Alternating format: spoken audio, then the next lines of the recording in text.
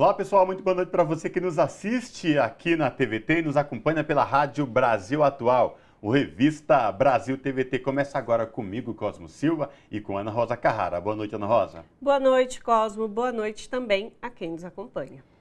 O Produto Interno Bruto Brasileiro, que é o PIB, cresceu 0,9% no segundo trimestre do ano em relação aos 3 meses anteriores. O dado é do Instituto Brasileiro de Geografia e Estatística, o IBGE, divulgado no início deste mês. O indicador trimestral é o 8º consecutivo com dados positivos, após o crescimento de 1,8% no primeiro trimestre. Em relação ao mesmo trimestre de 2022, o PIB brasileiro teve alta de 3,4%. O acumulado em 12 meses é de 3,2%. A melhora na economia e a votação pelo STF, que formou maioria a favor da contribuição assistencial a sindicatos, também serão analisados no Revista de hoje.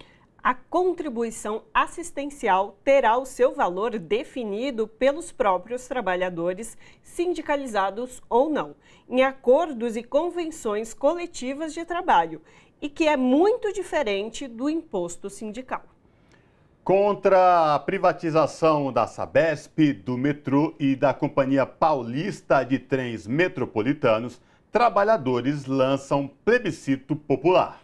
Sindicatos, centrais e movimentos populares querem atingir a marca de 1 milhão de votos contrários ao plano de privatização do governador Tarcísio de Freitas e preparam greve geral no mês que vem. Esse movimento contra as privatizações no estado de São Paulo e o processo de perseguição política sofrido pela vereadora Roberta Estopa, do PT, na cidade de Ourinhos, que fica no interior de São Paulo, serão discutidos no programa.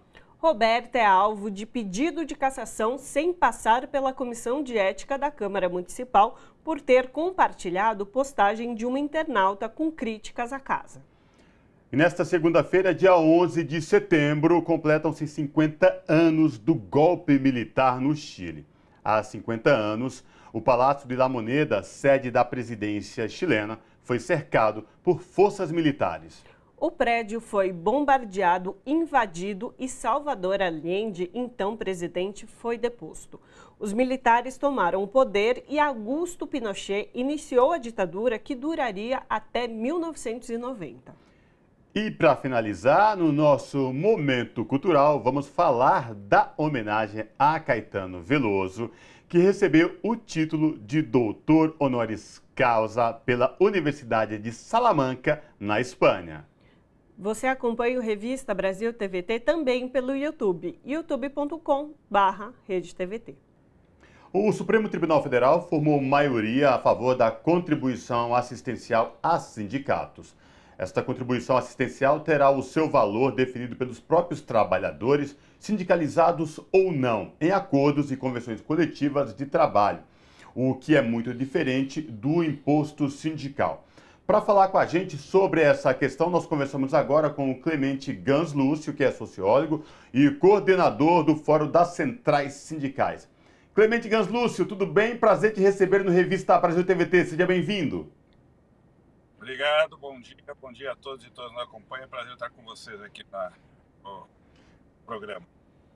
Clemente, vamos falar então desta decisão do STF. Já formou maioria aí, nesse caso especificamente contra em favor da contribuição assistencial que os sindicatos irão cobrar.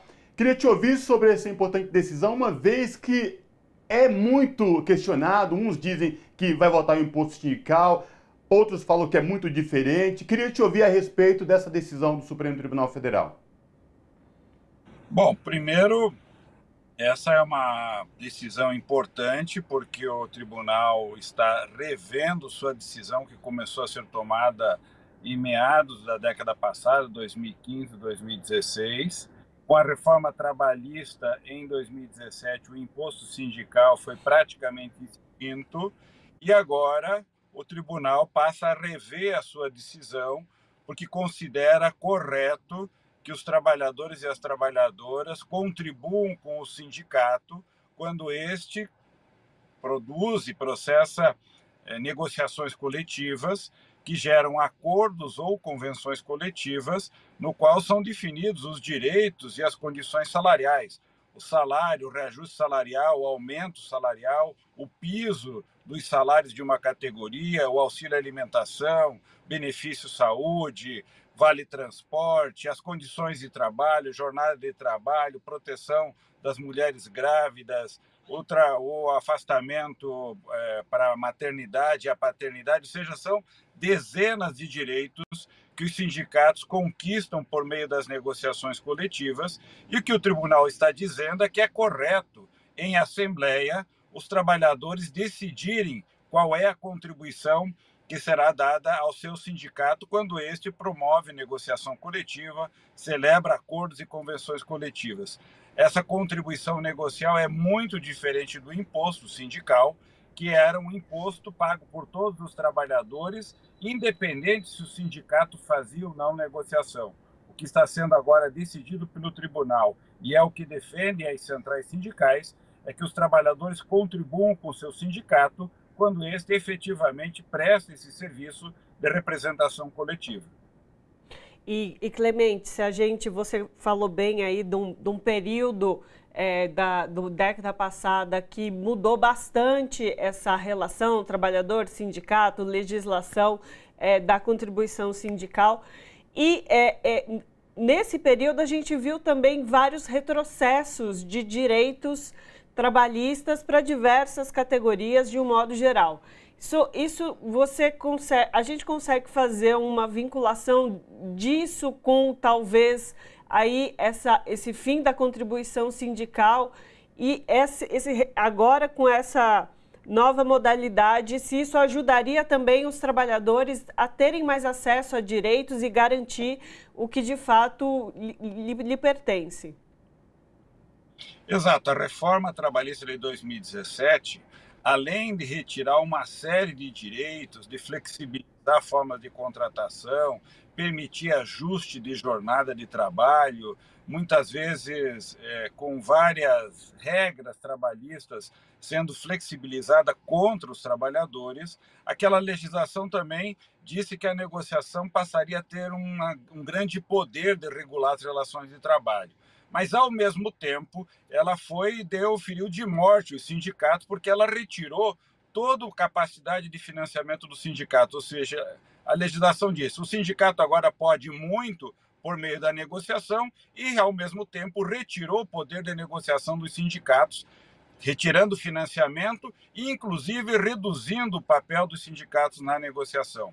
O que as centrais sindicais vêm tratando com o governo federal e com os empresários é recolocar uma legislação que valorize a negociação coletiva, empodere os sindicatos para fazer a negociação e a representação e dê aos acordos e convenções coletivas efetivo poder, inclusive para rever muitos dos aspectos que a legislação em 2017 alterou contra os trabalhadores. E o financiamento é uma dimensão importante, porque o sindicato não consegue fazer esse trabalho todo se não tiver capacidade de financiamento.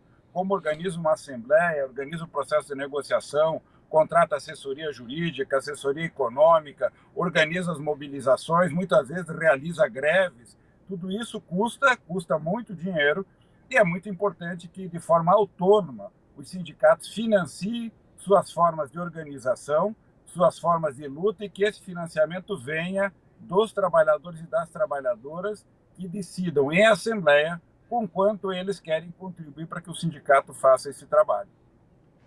Agora, Clemente, a própria reforma trabalhista, quando foi aprovada, antes de ser aprovada, muitos questionavam e diziam que ela precisava, que ele iria gerar mais empregos, ia dar mais autonomia ao trabalhador. Após a aprovação dessa reforma trabalhista, o que vimos foi totalmente o contrário. Empregos precários, poder de negociação individual como eles queriam, o trabalhador nunca tinha vez, e agora o Supremo vem para dar um basta nisso quando vem com essa questão da contribuição assistencial. A minha pergunta, A partir de agora, negociação com os sindicatos e trabalhadores e a implementação desta contribuição assistencial será mais fácil e a luta dos trabalhadores por direitos começa a se equiparar depois de tantos retrocessos no governo passado? Veja, é importante a gente considerar que o que os sindicatos têm de desafio pela frente são questões bastante complexas. Há mudanças profundas que estão acontecendo na base do sistema empresarial, novas tecnologias, digitalização, inteligência artificial, reorganização das empresas. Tudo isso afeta o mundo do trabalho de forma muito intensa, extensa, porque afeta todos os setores da economia, na agricultura, no comércio, no serviço, no sistema bancário, na indústria. Todos os setores estão afetados por essas mudanças e o mundo do trabalho passa por transformações que são transformações profundas. Essas mudanças exigem regulações. A lei não consegue acompanhar a velocidade das mudanças e o único instrumento capaz de fazer uma regulação adequada em tempo real, ou seja, na hora em que as coisas estão acontecendo, é a negociação coletiva. E para a negociação coletiva, a nossa Constituição é muito clara. O sujeito coletivo, aquele ente que tem essa responsabilidade, se chama sindicato. E um sindicato, para poder atuar, como qualquer outra organização, precisa de financiamento. Portanto, o que o Supremo agora faz é responder de forma afirmativa com uma das dimensões, que é o financiamento, sendo orientada agora para que os trabalhadores definam como faz o financiamento.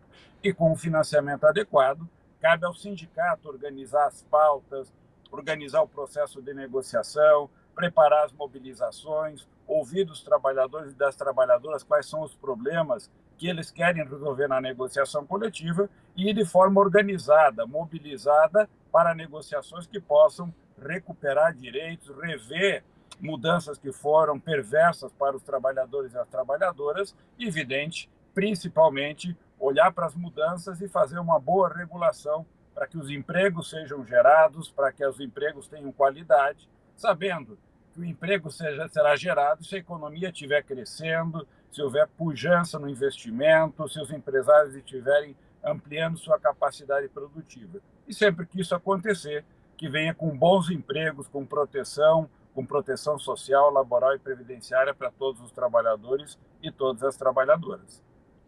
E nesse sentido que você coloca, Clemente, é muito importante a gente destacar que uma negociação coletiva ela não só abarca aqueles trabalhadores e trabalhadoras filiados aos sindicatos, ele abarca toda a categoria ali em negociação, mesmo que aquele trabalhador ou aquela trabalhadora não esteja afiliada ao seu sindicato.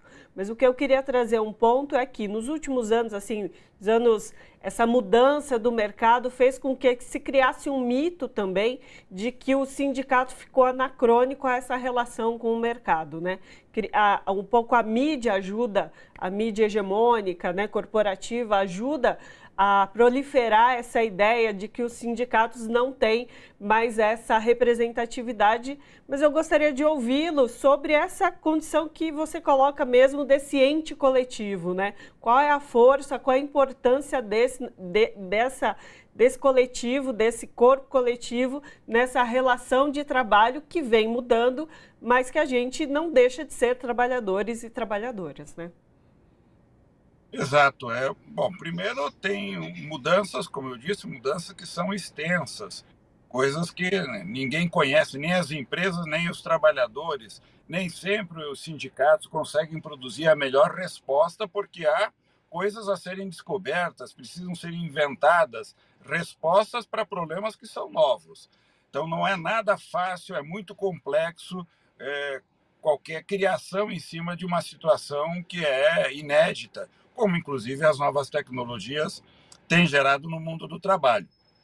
No caso brasileiro, a nossa Constituição define que quando um sindicato faz uma negociação coletiva e celebra um acordo, ele está protegendo todos os trabalhadores, sócios e não sócios do sindicato. Por isso, inclusive, que o STF está dizendo que no caso do financiamento através da contribuição negocial, sócios e não sócios deveriam pagar e deverão pagar a contribuição que for definida em assembleia. Essa contribuição visa financiar o sindicato e, portanto, gerar capacidade para que ele faça esse trabalho de representação coletiva. Esse desafio da representatividade é também uma preocupação que as centrais sindicais têm com o modelo. Estão, inclusive, propondo, na nova legislação que pretendemos o Congresso aprove nesse segundo semestre, os sindicatos tenham ampla base de representação, representem todos os trabalhadores assalariados, autônomos, por conta própria, trabalhador cooperado, trabalhador intermitente, ou seja, não importa qual é a forma de contratação e de relação de trabalho, o sindicato deve representar a todos em todos os processos de negociação, deve inclusive proteger os trabalhadores no momento da homologação, fazendo assistência aos trabalhadores nesse momento de rompimento de um contrato de trabalho, e deve também ter capacidade, por meio das centrais sindicais, em tratar das grandes políticas de previdência social, a política, por exemplo, do salário mínimo, agora que retoma com o aumento real de salário, fruto de uma negociação das centrais sindicais, e tantas outras agendas que as centrais sindicais têm tratado. Esse ano, as centrais trataram com o governo federal uma nova lei que cria igualdade entre homens e mulheres no mundo do trabalho, ou seja, uma conquista importante que vai ter impacto especialmente para enfrentar as desigualdades entre homens e mulheres no mundo do trabalho. Essas coisas todas geram muito trabalho, geram uma adesão e uma relação com os trabalhadores e as trabalhadoras, e é nesse trabalho que a filiação, que a presença e a participação ocorre, inclusive usando tecnologia como essa do telefone celular, dos aplicativos. Vários sindicatos hoje já fazem assembleias virtuais, fazem pesquisas, fazem votações por meio dos sindicatos. Os bancários, recentemente, aprovaram sua convenção coletiva nacional com milhares de trabalhadores participando do processo deliberativo, aprovando a convenção coletiva a partir de um aplicativo no qual eles votaram se concordavam ou não com aquela negociação e com o resultado daquela negociação. Então, o investimento é um investimento para, inclusive, ampliar a participação dos trabalhadores, e é evidente que parte da grande mídia, muitas vezes, faz um trabalho de desqualificar o sindicato, porque sempre que o trabalhador está organizado no sindicato, unido em torno de uma causa, de uma luta, aumenta sua força, seu poder de pressão e sua capacidade de conquistar direitos, salários, melhores empregos. Nem todo mundo gosta desse resultado, mas os trabalhadores e as trabalhadoras sempre ficam felizes quando um sindicato consegue um bom acordo e uma boa convenção, porque é o seu instrumento, aquele que ele controla, que ele tem capacidade, sobre a qual ele tem capacidade de decidir, que está conquistando aquilo que é direito do trabalhador e da trabalhadora. Perfeito. Conversamos com o Clemente Ganslúcio, que é sociólogo e coordenador dos fóruns das centrais sindicais. Clemente, foi um prazer recebê-lo aqui no Revista Brasil TVT e falar de um tema tão importante aí para a classe trabalhadora. Prazer estar com vocês, um bom final de semana, um bom feriado para todos e todas. Abraço. Abraço. Nesta segunda-feira, dia 11 de setembro, completam-se 50 anos do golpe militar no Chile. Há 50 anos, o Palácio de La Moneda, sede da presidência chilena, foi cercado por forças militares. O prédio foi bombardeado, invadido e Salvador Allende, então presidente, foi deposto. Os militares tomaram o poder e Augusto Pinochet iniciou a ditadura, que duraria até 1990. Sobre essa questão, nós conversamos agora com Cid de Queiroz Benjamin, que é jornalista, foi dirigente do movimento estudantil em 1968, integrante da resistência à ditadura militar no Brasil e ex-exilado político lá no Chile. Cid, tudo bem? Prazer te receber aqui no Revista Brasil TVT. Seja bem-vindo. Muito obrigado, é um prazer meu estar aqui. Acompanho sempre a TVT e acho uma excelente iniciativa. Contem comigo sempre que eu puder ajudar. Maravilha. Vamos falar então desses 50 anos do golpe militar no Chile, porque você esteve lá enquanto exilado político, se exilou no Chile. No momento do golpe militar, você estava lá no Chile há exatos 50 anos. Queria que você trouxesse para a gente esse relato, como foi presenciar tudo isso, estar lá no Chile. Traz aqui um relato teu de quem viveu em loco esta situação trágica aqui para a América do Sul há 50 anos lá no Chile. Olha, o golpe do Chile talvez tenha sido, no momento do golpe, o mais violento. A Argentina ganha o recorde de assassinatos políticos, recorde macabro, horroroso. Mas no momento do golpe, a repressão contra o movimento popular foi gigantesca no Chile, foi gigantesca.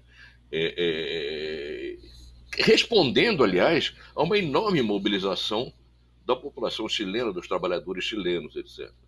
Então, bom, eu estava lá nessa época, estava com a minha companheira, minha filha recém-nascida, que tinha 3 meses, e eu tinha naturalmente contatos com a esquerda chilena, tinha a intenção de me integrar a uma resistência ao golpe, caso ela acontecesse naqueles tempos.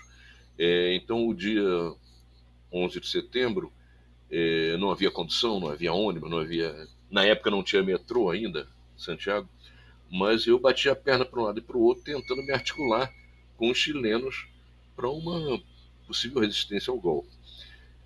Só que não houve naquele momento, e não tinha como haver mesmo, os esquemas dos partidos de esquerda do Chile eram todos vinculados às rádios que eles controlavam. E os militares deram o ultimato: quem não entrasse em cadeia com a rádio que eles tinham ocupado seria bombardeado, etc. Então o pessoal chileno mesmo não sabia o que fazer. Então bati cabeça andando para lá e para cá e tal. Cheguei a tentar ir para os cordões industriais, que era uma região fabril e tinha um movimento operário muito forte lá em Santiago. E eu conhecia militantes lá, enfim, tinha trabalhado junto com eles, mas o exército tinha cercado já os cordões. A imagem que eu pude assistir do lado de fora do cerco, uma das imagens mais tristes da minha vida, porque o exército cercou e os operários saíam em fila indiana, cabisbaixos, levando suas marmitas embaixo do braço, monitorados pelos soldados a cada 4, 5 metros. Então, um negócio realmente de cortar o coração. E eu estava exilado já no Chile há alguns anos, 2, 3 anos, porque na verdade eu tinha saído do Brasil, eu estava preso, fui trocado pelo embaixador alemão, junto com mais 39 presos. E depois de algumas andanças no exterior, eu estava voltando clandestinamente para o Brasil. Então eu tinha entrado no Chile com documentos falsos. Minha companheira, mesma coisa também. Ela não foi trocada, mas estava exilada e voltaria com documentos falsos. Quando houve uma série de prisões e mortes aqui no Brasil, que inviabilizaram a volta, então nós ficamos meio no vácuo. Teve o golpe, ela engravidou, nós tivemos a nossa filha, que nasceu em maio, 26 de maio, e em 11 de setembro houve o golpe. Então nós estávamos com documentos falsos, sem vida legal e com uma criança recém-nascida, com 3 meses.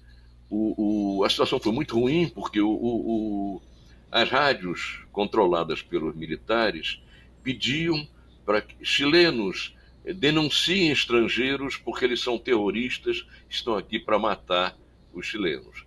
Então qualquer vizinho poderia ser alguém que te denunciasse. Eu, por sorte, tive a possibilidade de sair da minha casa e ficar na casa de um casal de ingleses, porque minha casa foi invadida, saqueada, depredada pelo exército, e eu não sei se eu estaria aqui se estivesse em casa ainda no momento em que isso aconteceu. Mas foi um negócio tristíssimo. Eu fiquei mais uns 2 ou 3 dias lá. Havia toque de queda, toque de recolher, as pessoas não podiam sair, mas quando eles interrompiam em certos momentos, por 2, 3 horas, o toque de recolher, para as pessoas comprarem mantimentos, etc. Aí eu voltei a fazer contato com a esquerda chilena, e até com brasileiros, estavam numa situação semelhante, mas ninguém sabia muito o que fazer. Entende? A partir do 3º dia, eu e minha companheira chegamos à conclusão que naquela situação não tinha muito sentido ficar lá. Até porque eu falo bem espanhol, mas eu abri a boca, viam que eu não era chileno. E ela a mesma coisa. Então, e nós tínhamos a criança ainda pequena, quer dizer, mas o fato é que então 3 dias depois do golpe a gente conseguiu entrar na embaixada da Itália, do México, com a grande sorte, porque 2 horas depois a embaixada foi cercada, como outras embaixadas. Então a gente conseguiu entrar sem problemas e aí a gente ficou lá quase um mês, até que a ditadura chilena começasse a dar salvo-conduto para as pessoas saírem. E foi um mês difícil também, porque todo aquele peso da derrota, as divergências afloraram também entre os chilenos, quem tinha razão, quem não tinha razão, e se tinha, na verdade, uma quantidade gigantesca, mais de 100 pessoas numa casa, que era uma casa grande. Os diplomatas mexicanos tiveram um comportamento excepcional, tentando resolver os problemas, mas era muita gente. Até para dormir, a gente tinha que se revezar dormindo no chão. E, passado algum tempo, como era gente demais, os banheiros começaram a entupir, esses problemas. E além da questão da convivência, que por mais que fossem pessoas maduras, estivessem lá, havia divergências, havia coisas. Mas, enfim, nós acabamos, depois de um mês, mais ou menos, saindo, recebemos salvo-conduto e pudemos viajar para o México. E, Cid, diversos brasileiros nesse período, porque a ditadura aqui no Brasil aconteceu anos antes, então o Chile se tornou um lugar de exílio para muitos brasileiros, até esse golpe de 73, né? Muitos brasileiros viveram no Chile nesse período, principalmente no governo de Allende, e que agora estão retornando alguns deles nesse momento, nesse marco de 50 anos de lembrança do golpe, para fazer parte de várias efemérides lá no Chile. Queria que você falasse um pouco desse momento, desse marco dos 50 anos e da participação dos brasileiros nas nas efemérides e nas lembranças desses 50 anos do golpe. Eu tinha voltado ao Chile já, rapidamente, fiz uma visita lá, porque eu acabei tendo uma relação afetiva muito, muito grande com o Chile, porque não só estava lá, essa minha filha nasceu lá, como depois, quando já tinha saído do Chile, eu estava na Suécia, eu casei com uma chilena, que era exilada na Suécia. Nós temos um filho, que é filho de uma chilena, embora tenha sido no Brasil, tenha nascido aqui. Então eu tinha uma ligação muito forte. Tinha passado por lá fazendo uma visita com minha companheira na época e tal. Agora, quando eu soube dessa viagem, quem me disse foi o Ricardo Azevedo, que é um militante de São Paulo, já devem conhecer. Ele ele não gosta que se diga que ele é organizador da viagem, mas na prática o cara que está à frente disso tudo. E eu falei com ele essa semana, eles têm 130 pessoas confirmadas já para ir nessa caravana. Então vai ser um negócio muito forte, porque, de fato, muitos de nós vivemos esse processo chileno. Eu nem vivi tão abertamente, como eu estava com documentos falsos, eu era mais cauteloso para me mexer lá, mas acompanhei todo o processo chileno, enfim, tinha relações estreitas com a esquerda chilena, etc. E a minha filha, que nasceu lá, nunca tinha voltado ao Chile. Ela tem 50 anos. Quando eu abri essa possibilidade, você não quer ir? Eu vou, vamos junto. Ela, claro que quero. Então vamos os dois lá. Viajamos agora no sábado, amanhã. E é a primeira vez que ela vai ao Chile, país em que ela nasceu e não pôde voltar. E você já sabe, tem uma programação específica, como que vai ser tudo isso, a saída de vocês? Vocês têm algum evento específico? Fala pra gente, que tipo de programação será essa que vocês irão fazer lá no Chile? Olha, a programação é super extensa. Tem uma programação que o Ricardo, como nosso chefe na caravana, está organizando, e tem outras programações. Tem, por exemplo, vai ter mesa redonda entre refugiados, vai ter, enfim, um montão de coisas. Tem coisas muito interessantes no Chile, e eu, como já estive lá depois do golpe, posso recomendar. Tem um Museu da Memória lá que é absolutamente sensacional. Quem não foi ao Chile e for, deve assistir esse museu. Tem coisas muito impactantes, inclusive imagens da época do Palácio da La Moneda sendo bombardeado e debaixo de bombas o Allende fazendo aquele seu último discurso, entende? Que é um negócio impactante. Mesmo para quem não viveu aquilo lá e tal, as bombas caíam. Naquele momento, os militares tinham feito uma proposta, um oferecimento para o Allende, para ele sair, supostamente em segurança, podendo levar quantas pessoas quisesse. Não havia limite. Ele indicava quais seriam e sairiam sem problema. Ele teve a percepção correta, entende? Que seria uma coisa indigna ele salvar a própria pele naquele momento e sair com as pessoas mais próximas, deixar o povo chileno naquela situação. Então foi um gesto absolutamente digno, correto, que merece todos os aplausos. E ele ficou e morreu no Palácio de Armas em Punho.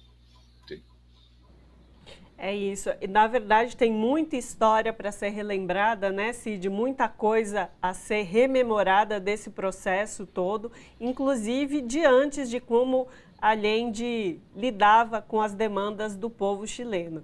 Mas, infelizmente, nosso tempo acabou. A gente espera poder contar contigo, talvez, para falar como foi a viagem e de detalhes dessa história, porque é uma história riquíssima, com muitas informações. Conversamos com Cid de Queiroz. Não, desculpa, te interrompi. Imagina. Conversamos com Cid de Queiroz Benjamin, que é jornalista, foi dirigente de movimentos estudantis em 68, integrante da resistência à ditadura militar aqui no Brasil e ex-exilado no Chile.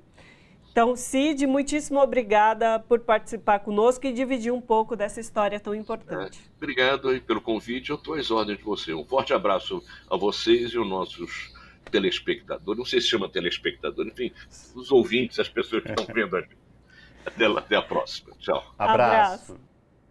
E agora a gente faz um breve intervalo e volta daqui a pouquinho.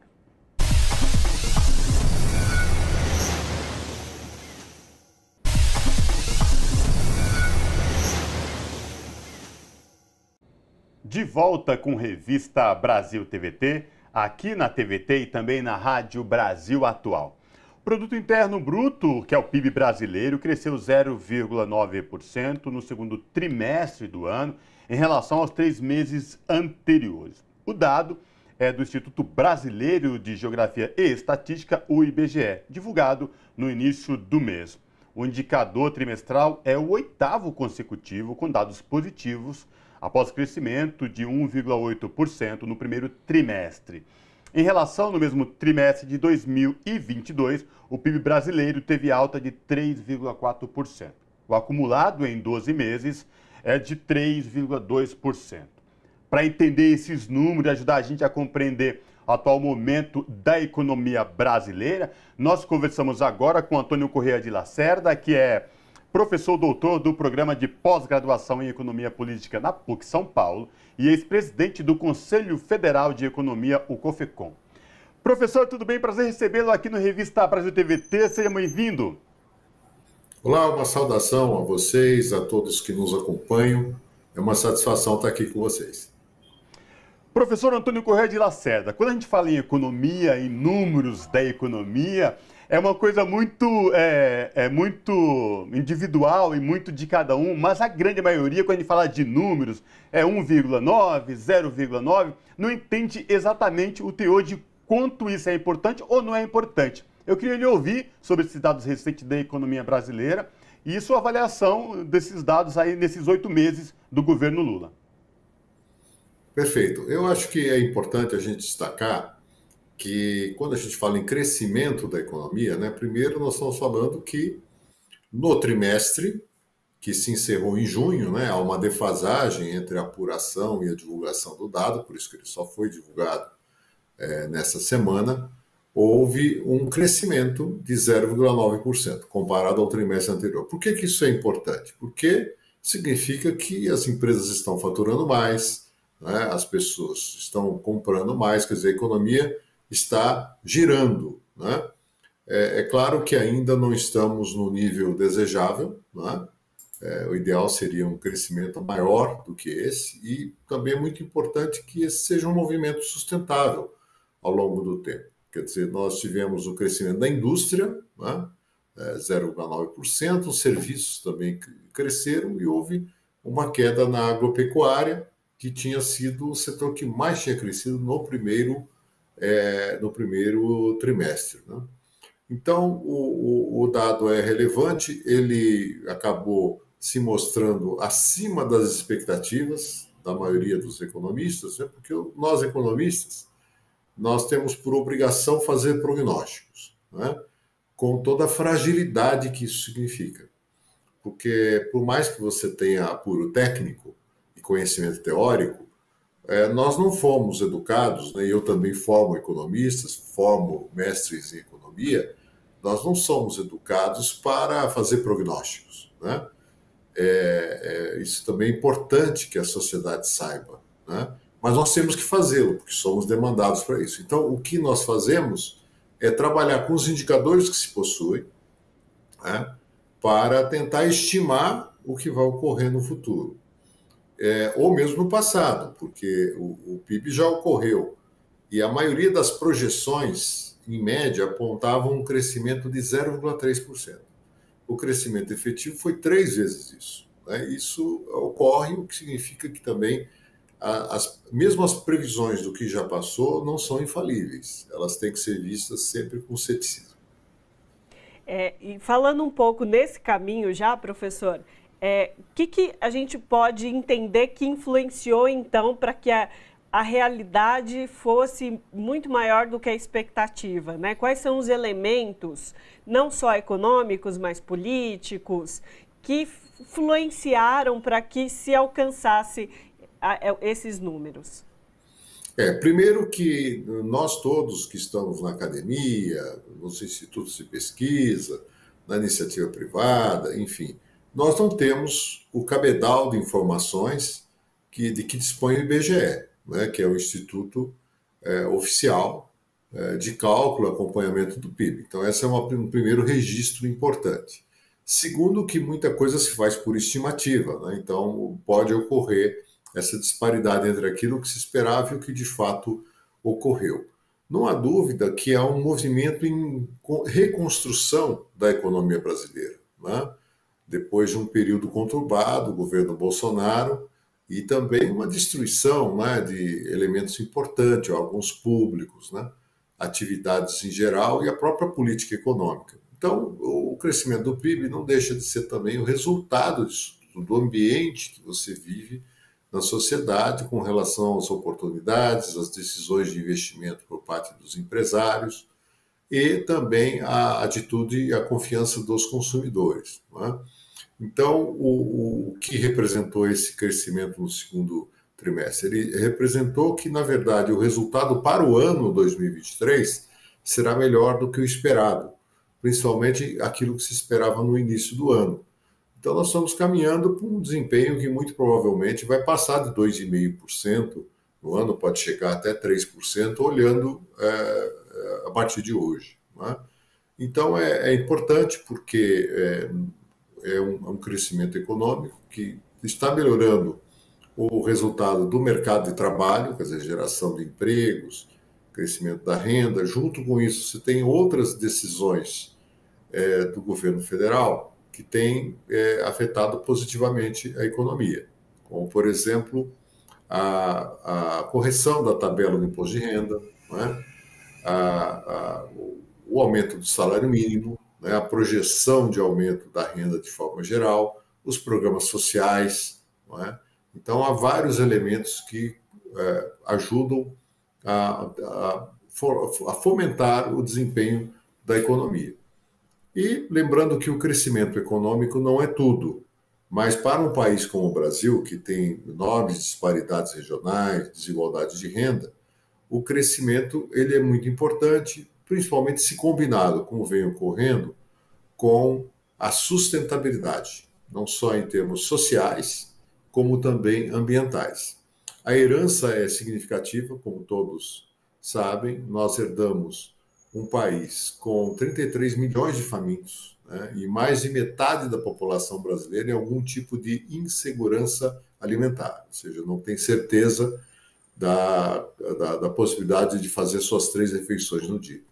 Então, esse não é a única mazela social brasileira, mas é um retrato que não combina com um país com o potencial que tem o Brasil, que é uma das 10 maiores economias do mundo, um dos maiores produtores de alimento, um dos maiores exportadores de alimento, né? Então, é preciso corrigir essas distorções e é o que está sendo feito. O senhor falou da economia, da potência do Brasil, dos desafios do crescimento sustentável, aí a questão da desigualdade social, e que muito fala de equilibrar o crescimento com a sustentabilidade, isso é muito importante, porque agora o Brasil assume a presidência rotativa do G20, o grupo das maiores economias do mundo. Mas, professor, para além disso, né, a gente viu das expectativas, a realidade foi bem acima do que vem se criando. A minha pergunta para o senhor, que é da academia, trabalha com números, com dados especificamente, programas lançados recentemente pelo governo federal, por exemplo, eu vou trazer um exemplo do PAC, o novo PAC, Programa de Aceleração do Crescimento. Isso pode sinalizar, gerar mais ainda a economia, mexer na economia e que o crescimento possa desenrolar a partir, eu estou dando esse exemplo, mas com outros tantos programas anunciados pelo governo, professor, a gente pode criar uma expectativa boa, positiva? Não há dúvida que é algo muito positivo, porque o que está ocorrendo é um resgate do papel do Estado como coordenador, como fomentador e investidor da economia. O Estado sozinho ele não consegue fomentar a economia, mas ele é um elemento crucial, muito importante, que esteve afastado do jogo ao longo dos últimos anos, né? Na ideia do Estado mínimo, na ideia da liberação via mercado. Então, o PAC tem esse mérito de organizar e restabelecer o papel do Estado como regulador, como coordenador do processo e mesmo articulando os investimentos por parte não só da União, mas também estados e municípios. E, ao mesmo tempo, criando um ambiente favorável para o investimento do setor privado, que é muito importante também. Aliás, é a maior parcela, né? A maior parcela vem do setor privado, do investimento. Então, o resultado do investimento em proporção ao PIB, ele ainda é baixo, é 17% apenas, isso é muito aquém do desejável, né? Nós deveríamos atingir pelo menos 20% ao longo dos próximos anos para garantir a sustentabilidade econômica desse crescimento ao longo do tempo, né? Um outro programa análogo ao PAC e importante é o Plano de Transição Energética, né? O Brasil é uma das maiores potências energéticas do mundo, a sua capacidade de energia renovável, energia eólica, energia solar, né? A própria hidroeletricidade. Tudo isso é uma vantagem competitiva brasileira e precisa agora ser acoplada aos novos desafios, né? Da transição energética, como o hidrogênio verde no futuro. E todos esses programas eles colaboram, sim, para que se tenha um crescimento mais robusto, né, com mais oportunidades e que possam, de fato, guiar a economia para um quadro mais favorável, né, já que nos últimos anos também houve uma perda potencial de crescimento significativa. Professor, agora para a gente se encaminhando para o final, a gente não pode deixar de falar também sobre a queda da taxa de juros, que foi um tema aí que ocupou as nossas cabeças e as nossas vidas nesses últimos períodos, porque a taxa continua alta, né, impactando a vida aqui de todos nós. Mas eu queria que o senhor pudesse dizer sobre a queda que vem acontecendo com a Selic agora, junto com essa estimativa mais positiva do PIB, o que tudo isso, no final das contas, vai fazer diferença no nosso dia a dia? Vai fazer a total diferença, né? Porque é bom lembrar, e você ressaltou com propriedade, que a taxa de juros continua muito elevada no Brasil. Veja, quando o Banco Central, lá em julho, agosto de 2022, elevou a Selic a 13,75%, a inflação acumulada batia 12% no ano. Né? Muito bem, a inflação veio caindo e no acumulado hoje é cerca de 4%, mas a taxa continua acima de 13%, apesar da queda recente de meio ponto percentual. O que significa que o juro real, que é aquele que efetivamente vale, aumentou e não diminuiu. Né? Então, que problemas isso causa na economia? Primeiro, a inadimplência das famílias e das empresas, né? Porque o juro fica muito alto. Muitas empresas entrando em recuperação judicial, ou seja, a antiga concordata, né? Ela perde viabilidade e, evidentemente, isso desestimula a atividade econômica. Então, a taxa de juros atual, a política monetária, está na contramão de tudo que falávamos, né? E ela precisa ser corrigida. Né? O Banco Central, como todos sabem, tem autonomia.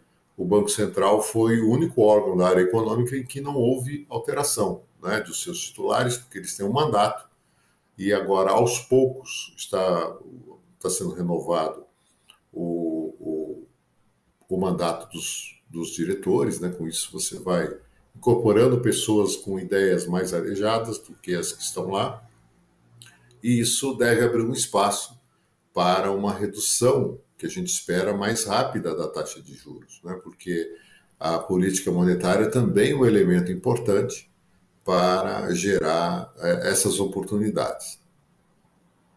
Então, conversamos com Antônio Corrêa de Lacerda, que é professor doutor do Programa de Pós-Graduação em Economia Política da PUC São Paulo e ex-presidente do Conselho Federal de Economia, o COFECOM.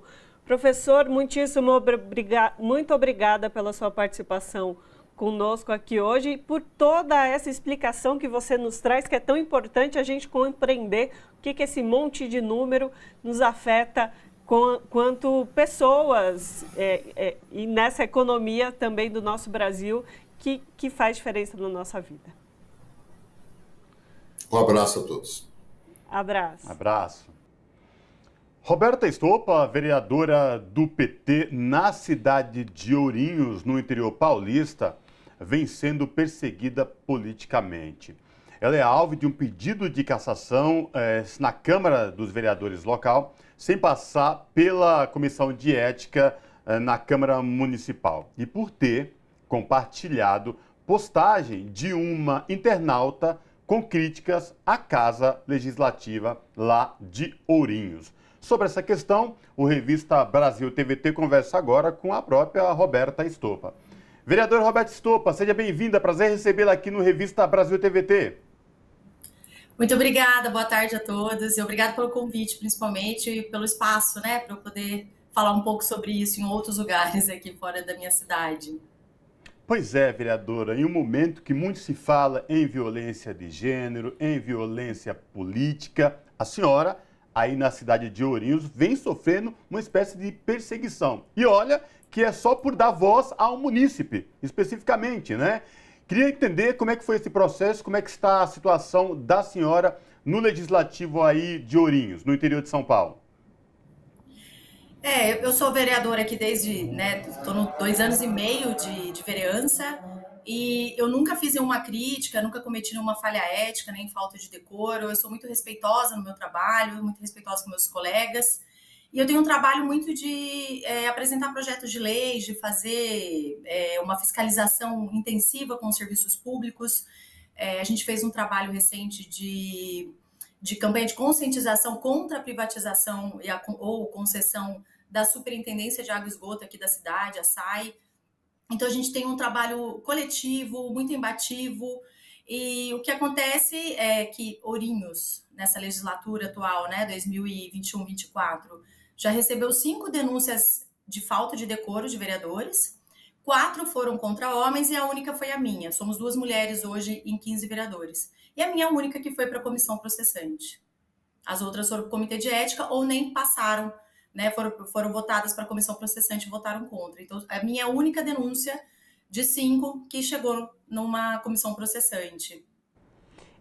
Vereador, é bastante preocupante a situação, porque, na verdade, a senhora estava dando voz a uma cidadã, a uma pessoa que estava ali proferindo a sua opinião sobre a Câmara dos Vereadores e de forma pública, não havia nenhum erro nisso.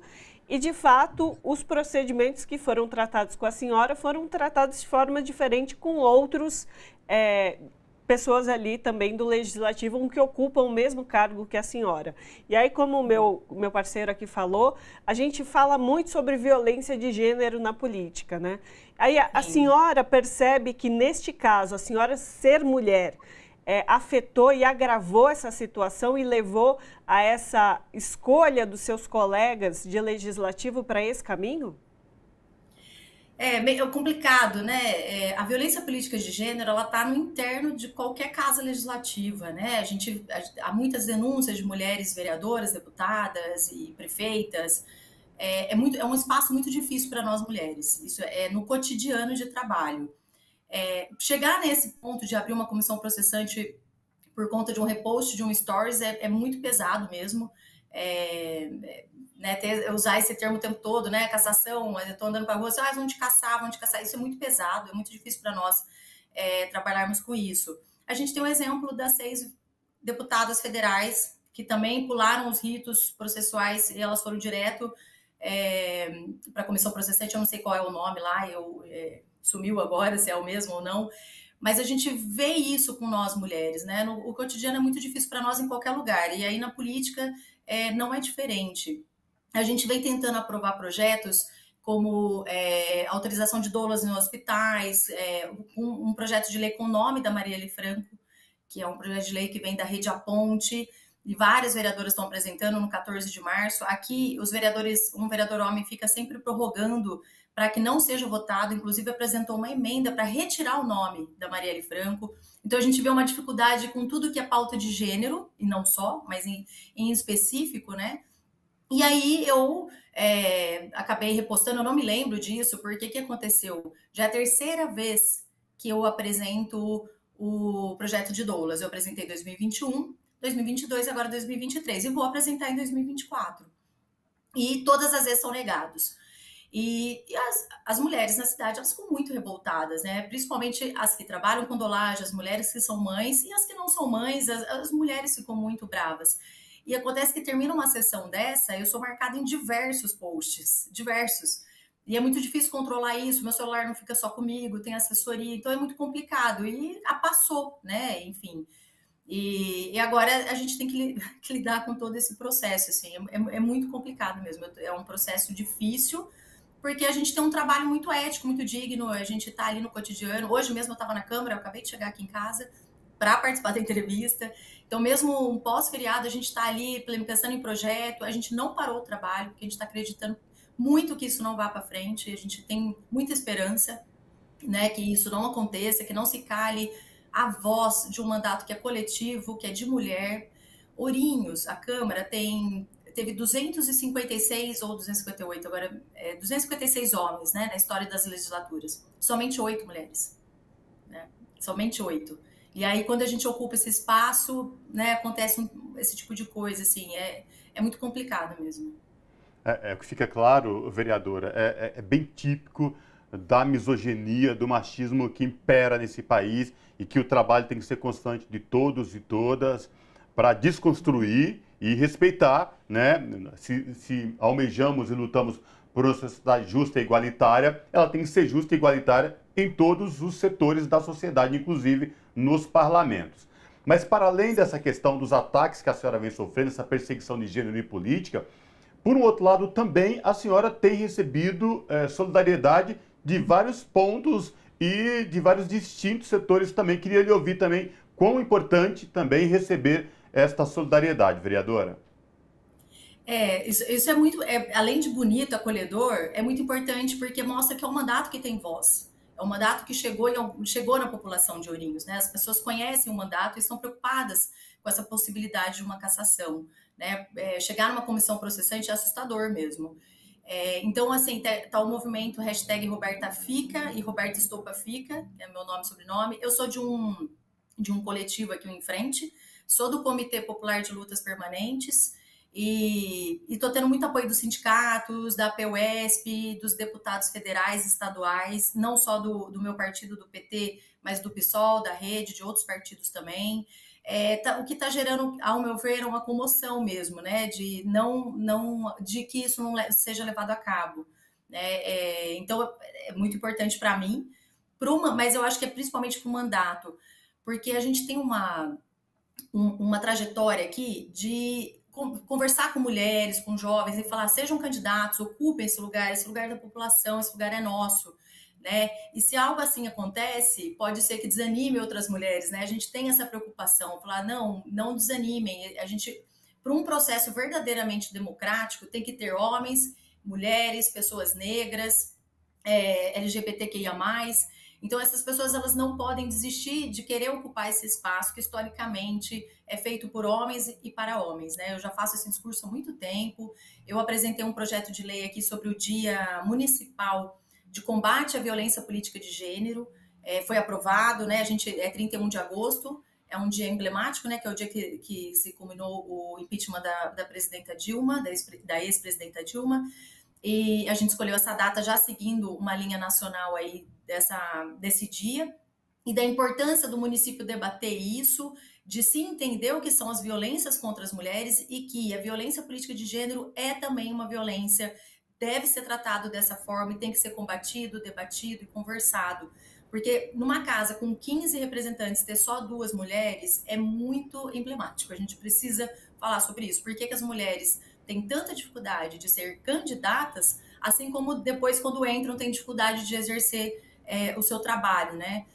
Quando apresentaram, para dar um exemplo aqui, né, a emenda pedindo a retirada do nome da Marielle, é uma dureza muito grande, porque é um projeto escrito por mulheres, porque não é meu, é de um coletivo muito maior que eu, para mulheres negras, porque é o Dia Marielle Franco de combate ou enfrentamento, não lembro a palavra, as violências contra as mulheres negras. E aí vai um homem e apresenta, né, uma emenda para retirar o nome da Marielle de um projeto que foi feito por mulheres. Então, por isso que tem que ter mais mulheres, por isso que eu vou seguir nessa luta, eu não vou desistir de ter esse diálogo e de fazer esse enfrentamento. E, vereadora, tem uma mobilização já sendo feita em defesa da senhora, em solidariedade à senhora, uma mobilização popular, inclusive. E eu gostaria de saber se o mandato pretende recorrer a alguma instância jurídica ou algum tipo de outra instância que possa intervir nesse processo, que possa aí talvez modificar o rumo que está se tomando dentro da Câmara. Sim, a gente está conversando com advogados, não tem nada concreto ainda, né? Não tem como falar o que a gente vai fazer, mas sim, já estou procurando ajuda jurídica, estou tendo muito apoio, principalmente da executiva estadual do PT, né? Eu estou tendo esse apoio, esse olhar, essa preocupação da Secretaria de Mulheres. Então sim, a gente está vendo todas as possibilidades para que não chegue a isso, e aproveitar aqui esse espaço tão generoso que vocês abriram para mim, de divulgar as minhas redes sociais para as pessoas acessarem o abaixo-assinado que a gente fez, que na verdade foi o Comitê de Lutas do Movimento Varta Fica. Para mim foi uma surpresa, quando eu acordei estava com esse abaixo-assinado. Eu fiquei muito feliz que esse movimento, que é orgânico, né, e não sai de dentro do mandato, sai das pessoas que compõem o mandato, para além, né, do gabinete ali de dentro, dos assessores. Então, tem um abaixo-assinado rolando e está nas páginas do Coletivo em Frente. Quem puder seguir, acompanhar e ver, tem um loginho roxo. E as minhas páginas é Roberta Estopa, o Instagram acho que é Estopa Roberta, mas é sempre o meu nome. O que eu estou vendo que está muito bonito é que as pessoas estão compartilhando, estão me marcando, né? Eu tenho evitado algumas coisas, né? Estou muito preocupada com o que eu posso falar, que não pode me comprometer mais. A gente fica assim com esse medo, né? A gente deveria ter uma coragem de trabalhar e a gente fica preocupada de não compartilhar isso, ou não usar um termo, não usar outro, que deve ser uma preocupação geral, né? Mas hoje eu confesso que eu estou mais preocupada ainda. Precaução é sempre bom, sobretudo quando esses ataques eles são de todos os lados, de vários cantos do país, não só na sua cidade. Mas a minha pergunta agora para a senhora falou que o legislativo da cidade é composto maioria por homens e só 2 mulheres na legislatura, a senhora e outra colega. A minha pergunta, como que a outra colega se posicionou? Houve algum tipo de sororidade, algum apoio por parte da colega no legislativo, vereadora? É tão complicado, né? Ela votou favorável para que eu fosse para processante, então eu só vou falar isso. Ela é público, né? Tá no YouTube, Sim, de fato. A transmissão é ao vivo, né? Da sessão, ela tá no YouTube para quem quiser ver, inclusive a sessão de 4 de setembro, não, 4 não, anterior, a última de agosto, aqui as sessões são toda segunda, e foi favorável, foram de 15 votos.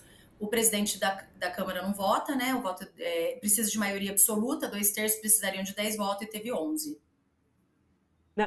A minha pergunta, desculpa, Ana, foi nesse sentido porque a gente fala tanto de solidariedade, sororidade entre mulheres, tal, por isso que eu fiz esse questionamento. Mas, enfim, Sim, eu entendo também a sua resposta, não há nenhum problema, porque a nossa solidariedade, a senhora, né, e tomara que a população, de fato, entre nas suas redes sociais e que o abaixo-assinado vá adiante, porque não dá para calar uma voz feminina num país extremamente machista, mas, portanto, é um país de maioria de mulheres, entendeu? Então, não dá para entender isso. Então, nossa solidariedade à senhora e que a senhora continue lutando aí para manter o seu mandato, como a senhora falou, mandato coletivo, né, Ana? Exatamente. Só lembrando que não é um caso isolado, né, vereadora? Não. A senhora mesmo já falou de outro caso e a gente tem um caso do Renato, por exemplo, também no Sul.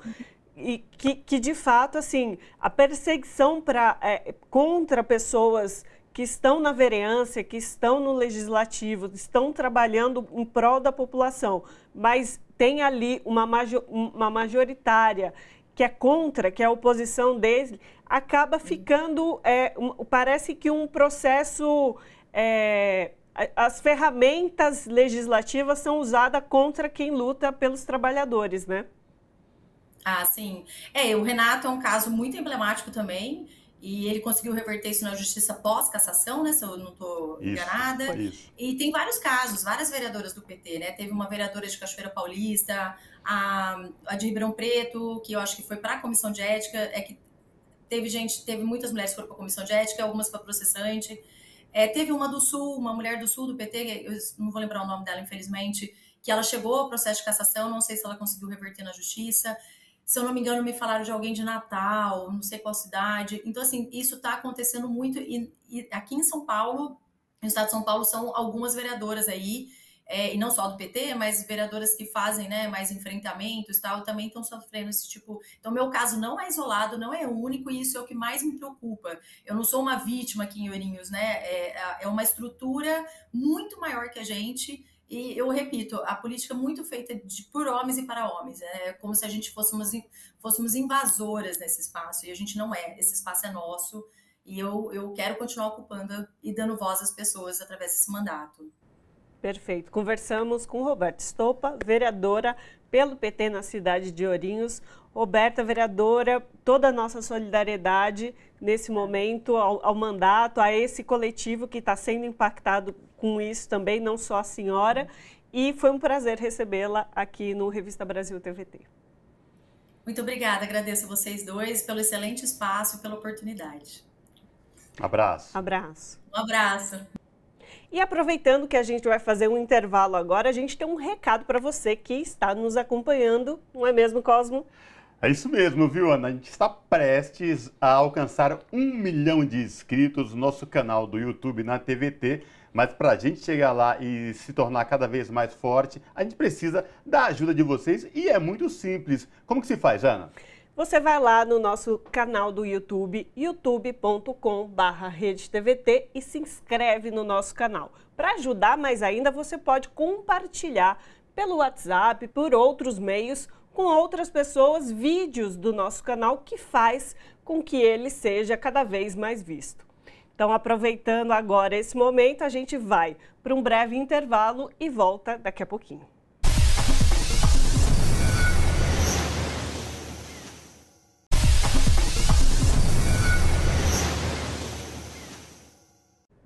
De volta com Revista Brasil TVT, aqui na TVT e também na Rádio Brasil Atual. Contra privatizações da Sabesp, do metrô e da Companhia Paulista de Trens Metropolitanos, trabalhadores lançam plebiscito popular.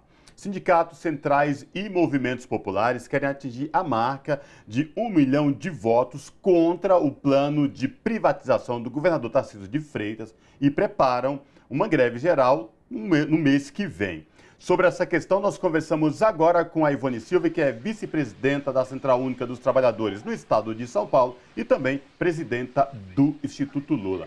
Ivone, tudo bem? Prazer te receber aqui no Revista Brasil TVC. Seja bem-vinda. Tudo bem, prazer de estar aqui novamente para falar com vocês. Maravilha. Ivone, vamos falar então deste ato, um ato muito importante que teve na última semana aí, de movimentos populares, centrais sindicais, trabalhadores de vários setores aqui e da sociedade civil como um todo, contra esse possível plano de privatização do governo Tarcísio de Freitas, que aí coloca nesse bojo Sabesp, metrô, CPTM, companhias que têm prestado serviços essenciais à população da capital e como todo no estado de São Paulo, no caso da Sabesp. Ivone. Bom, os trabalhadores e o movimento social se reuniu para ser contra isso, porque nós já sabemos qual é o resultado. Não precisa ir muito longe para saber. Sabesp privatizada, serviço pior. Né? E aí nós já temos o exemplo do Rio de Janeiro, que já privatizou, e também temos exemplos internacionais. Paris privatizou e voltou. Né? E outros países da Europa também privatizaram a questão da água e depois foram lá e restatizaram, porque viram que a qualidade piorou, né? O serviço ficou mais caro e piorou a questão da qualidade da água. Né? E nós pegamos também, por exemplo, o metrô. Né? Querem privatizar o CPTM. Nós já vemos, todo dia tem problema nas linhas privatizadas de São Paulo. Né? Então nós não precisamos ir muito longe para saber, privatizar esses serviços, né? Ele piora. Piora porque as empresas privadas elas querem lucro. E muitas vezes esses serviços são essenciais para a população, ela não vai ter lucro, né? Ou se para ter lucro ele vai tirar algumas coisas essenciais, não vai fazer investimento como o Estado faz. Então por isso que nós estamos soltando o plebiscito, vamos colher assinatura aí no Estado inteiro contra essas privatizações, né? E principalmente aí para defender a população em relação a esse serviço, né? Transporte público e água, gente, é uma coisa horrorosa o que eles estão fazendo. E, Ivone, eu queria que você falasse um pouquinho, então, sobre esse formato de mobilização que vai ser, que já se iniciou, na verdade, né? Já teve início esse processo de plebiscito, porque está previsto não só a colheita de votos, na verdade, mas sim como uma conscientização e um diálogo com a população do porquê o plebiscito e por que as pessoas precisam se manifestar, né? Sim, quando você vai colher as assinaturas, né, você vai dizer para as pessoas o que está acontecendo, né, e por que elas têm que fazer assinar, e aí com isso você vai conscientizando, com materiais, com som em vários lugares, e com isso nós vamos colher o máximo de assinatura possível, mas mais do que isso, é uma campanha para as pessoas entenderem o que significa a sua água privatizada, o que significa o seu transporte público privatizado, né? Que o serviço vai piorar. E aí a gente vê, né, o que está acontecendo não só no estado de São Paulo, mas, por exemplo, na cidade de São Paulo. Você está privatizando tudo, né? Então, parques antes que era gratuito, você já começa a pensar, primeiro não cobra, faz propaganda, mas a gente sabe que o futuro é começar a cobrar, né? Ou já começa só a cobrar o estacionamento, então você já vai tirando um pouco o lazer que seria gratuito para essas pessoas, privatizando e cobrando. Né? Iniciativa privada quer lucro, né? Não pensa na população, e é por isso que nós estamos conversando com a população sobre isso. E quando você traz essa questão, Ivone, da conscientização, da importância da população saber exatamente o quão é importante os serviços prestados pela municipalidade, pelo governo do estado, você traz essa questão da conscientização por conta de tudo isso. Você pegou esse exemplo da mobilidade, do transporte, de algumas linhas da CPTM e do metrô que já foram entregues à iniciativa privada. E é inacreditável como o número de reclamações dessas pessoas diariamente, que têm suas vidas transtornadas, vão para o trabalho, na hora de voltar para casa, as imagens que a gente tem é uma coisa horrorosa, assustadora. Imagina você no momento de pique, você trabalhou o dia inteiro, cansado, voltar para casa e aquela linha que estava acostumada começa a dar pau, aí vai 1, 2, 3 horas numa plataforma, enfim. Também é uma forma de conscientizar e mostrar, olha, o Estado tem que gerir e você tem onde reclamar. Já no setor privado, a situação é muito diferente.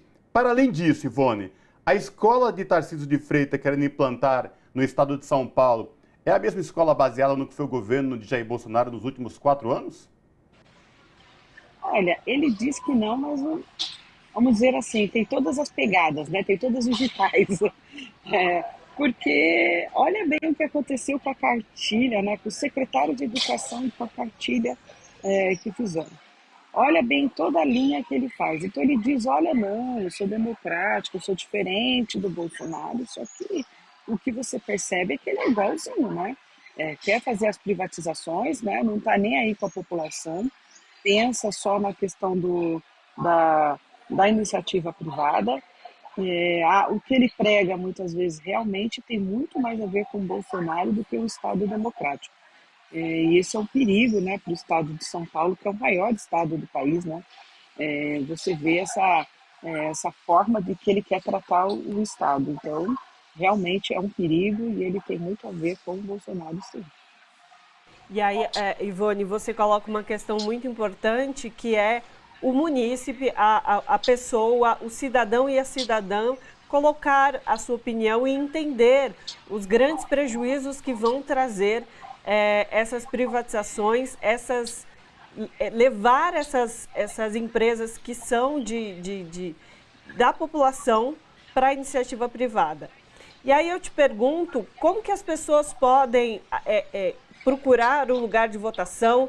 Se alguém quiser contribuir no processo, já que é um processo popular, acredito que as pessoas possam contribuir também, mobilizar sua comunidade, sua família também. Queria que você falasse um pouco desse processo. O site da CUT vai ter todas essas informações, né, os próximos passos, que agora foi o lançamento do plebiscito.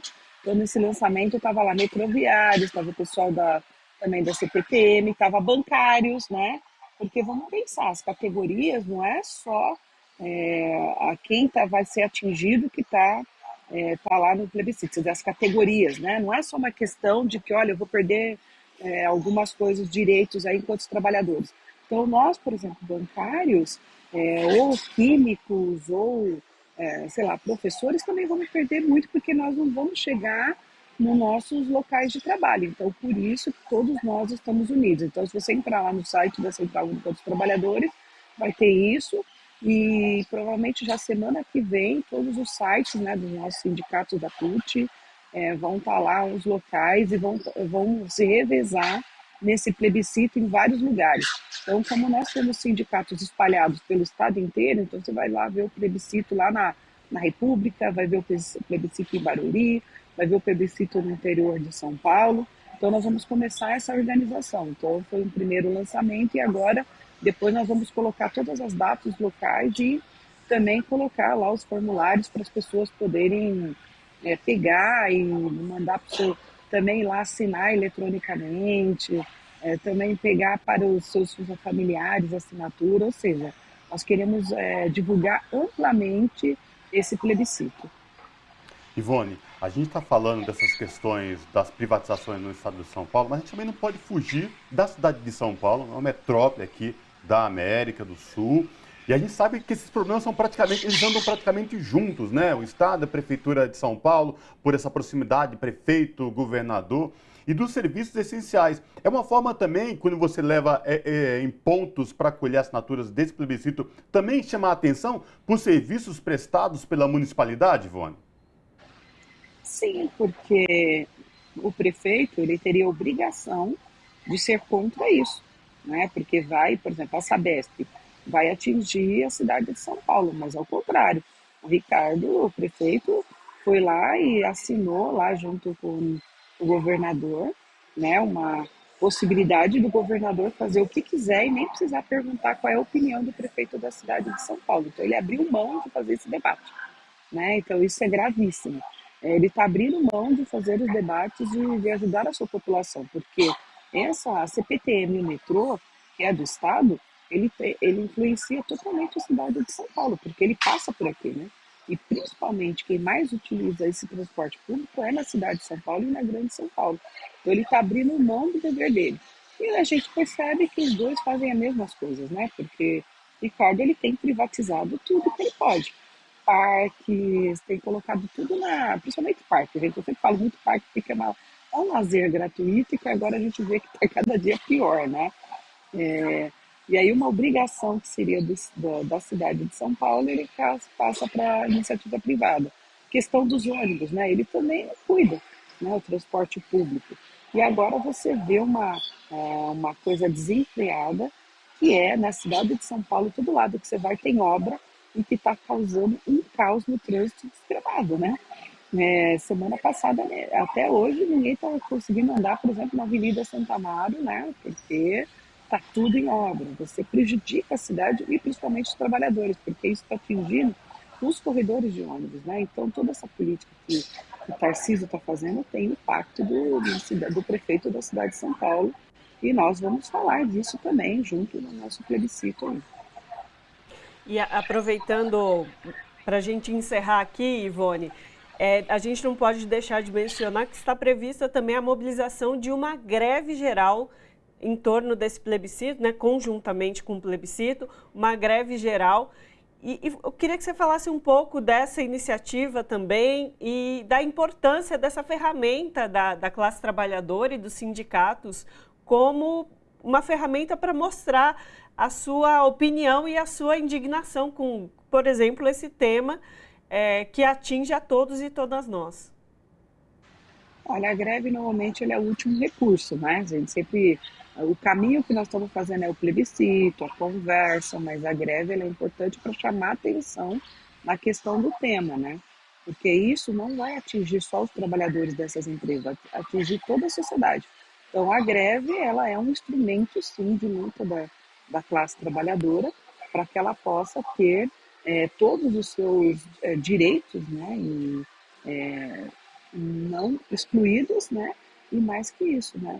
A luta por uma sociedade mais justa. Então, teve vários momentos da nossa história do Brasil em que nós fizemos greve para realmente, com toda a classe trabalhadora, para ela poder, a gente reivindicar, por exemplo, democracia, voto no país. Então, nós fizemos, né? Nós fizemos movimento pela caristia. Então, já teve vários movimentos. E agora nós estamos no movimento seguinte. Nós queremos políticas públicas de qualidade, né? Então, é transporte agora, e a questão da água, que é saúde, mas também nós queremos educação de qualidade, nós queremos um SUS de qualidade, né, em todos os lugares. Então, essa é a nossa grande luta da classe trabalhadora. Perfeito. Conversamos com Ivone Silva, que é vice-presidenta da CUT Paulista e presidenta do Instituto Lula. Ivone, é sempre um prazer recebê-la aqui no Revista Brasil TVT. Obrigada, gente. Tchau. Abraço. Abraço. No nosso momento cultural de hoje, vamos falar da homenagem a Caetano Veloso, que recebeu o título de doutor honoris causa pela Universidade de Salamanca, na Espanha. Com uma carreira que ultrapassa mais de 6 décadas, Caetano Veloso construiu uma obra musical marcada por releituras e renovação, que é considerada como possuidora de um grande valor intelectual e poético, aqui no Brasil e também pelo mundo. Vamos acompanhar agora o vídeo com o discurso de Caetano Veloso recebendo o título lá em Salamanca.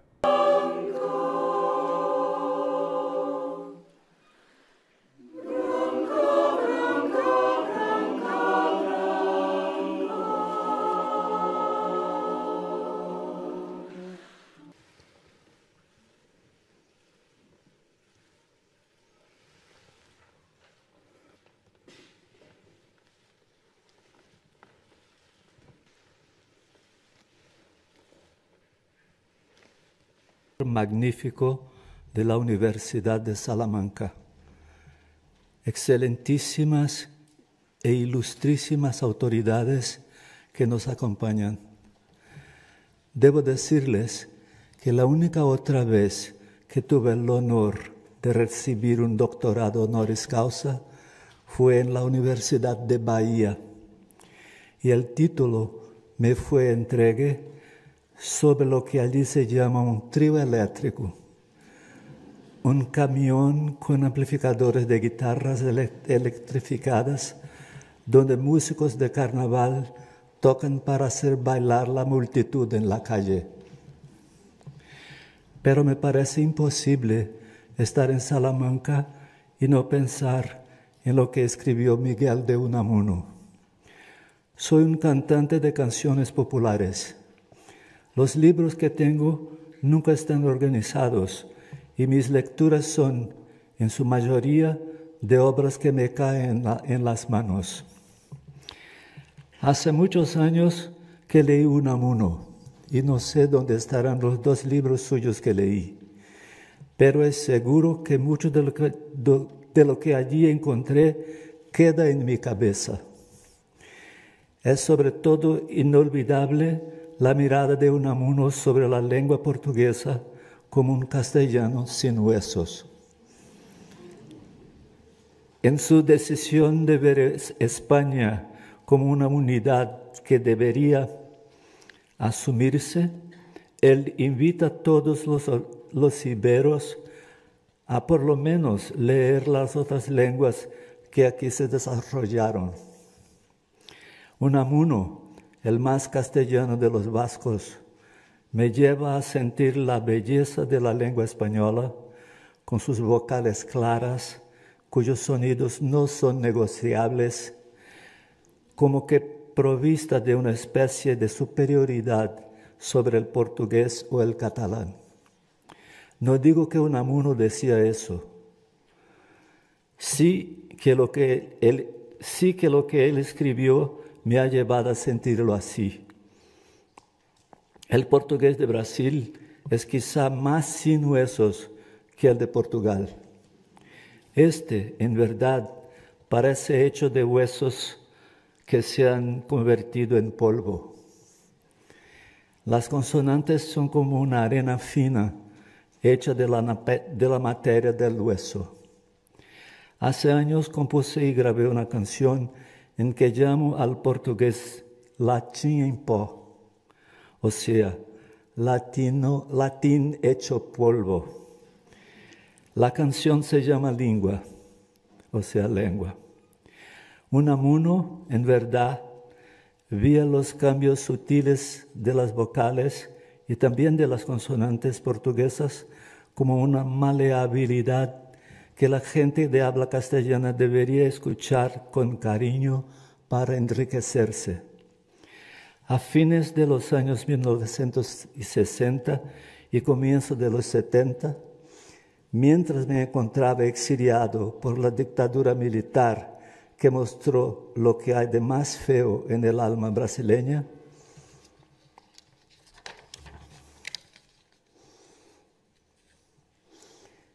autores hispanoamericanos se tornaron mundialmente importantes. El director de cine brasileño Glauber Rocha, que dirigía una película en Barcelona, me llamó para que yo viniera desde Londres a encontrarlo. Y así me enteré del boom de la literatura latinoamericana. Leí García Márquez, Cortázar, Vargas Llosa, Borges, Guillermo Cabrera Infante. Creo que dejo estos 2 por último porque fueron los que más me encantaron. Todo Borges me pareció divino. Y 3 tristes tigres de Infante me maravilló con su juego joyceano con las palabras. Llegué cerca de ese grande autor cubano por intermedio del poeta concreto de Brasil, Haroldo de Campos. Nos vimos algunas veces en Londres y siempre que él venía a Brasil, o si estábamos en una ciudad europea al mismo tiempo, él me encontraba y charlábamos. Creo que quiero hacer un paréntesis porque escribí estas palabras anoche y no puse lo que quiero decir también, que es sobre Borges y la lengua portuguesa. Cuando Borges vino a Brasil, él dio muchas entrevistas. A él le gustaba dar entrevistas cuando estaba viejo. Y bueno, en una de ellas, él ha dicho que la palabra luna en español es una palabra de una belleza plena. Y en portugués, desafortunadamente, lua no le parecía una cosa bella. Entonces, yo invocaría un Unamuno para contrapor a esta idea un tanto pobre del divino Borges. Porque luna es preciso, como todo en castellano, 2 sílabas, una consonante, una vocal, una consonante, una vocal, y es como si uno viera la luna con una precisión, como la vemos cuando no hay nubes, cuando no hay imprecisión. Pero lua es como el espíritu de la luna. Y propició el aparecimiento de la palabra luar, que suena como un verbo, quizá haya sido un verbo hace muchos séculos, no sé, pero es como en portugués llamamos la luz de la luna, luar. Entonces pongo Borges, pongo Unamuno contra Borges aquí. Bueno, siguiendo para terminar. Hay muchas personas que me acercaron del castellano, desde una cena con García Márquez en Barcelona, al lado de Glauber, a una multitud de argentinos con quien tuve la felicidad de hablar y escuchar la lengua. Anoche, cuando paré para escribir las palabras que intento decir aquí, me acordé de tantas películas mexicanas, tangos argentinos, boleros y mambos cubanos, canciones peruanas de Chabuca Granda, chilenas de Violeta Parra, y de no solo películas, pero también conversaciones con 2 españoles a quien quiero y querré siempre mucho, Fernando Trueba y Pedro Almodóvar. De mi parte, dedico a esos 2 toda la belleza de esta fiesta. Gracias. E com esta bela homenagem a Caetano Veloso, que recebeu o título de doutor honoris causa lá em Salamanca, na Espanha, a gente encerra o Revista Brasil TVT desta semana, na Rosa Carrara. Com certeza, mais uma semana que vocês estiveram com a gente aqui no Revista Brasil TVT. Eu aproveito mais uma vez para dar aquele recado. Se você quer rever alguma das entrevistas de hoje ou de edições anteriores, vai lá no nosso YouTube, youtube.com/RedeTVT. Aproveita e compartilha com as pessoas que você acredita que vão gostar do nosso conteúdo. Forte abraço para quem esteve conosco nessa edição. Até semana que vem. Pessoal, obrigado mais uma vez pela companhia. Muito bom ter vocês aí do outro lado, que nos assiste aqui na TVT, canal 44.1 digital em São Paulo e na Grande São Paulo, no YouTube da TVT, youtube.com/RedeTVT, e também aos nossos ouvintes que nos acompanham pela Rádio Brasil Atual 98.9 FM. Bom final de semana, a gente se encontra no próximo programa. Tchau!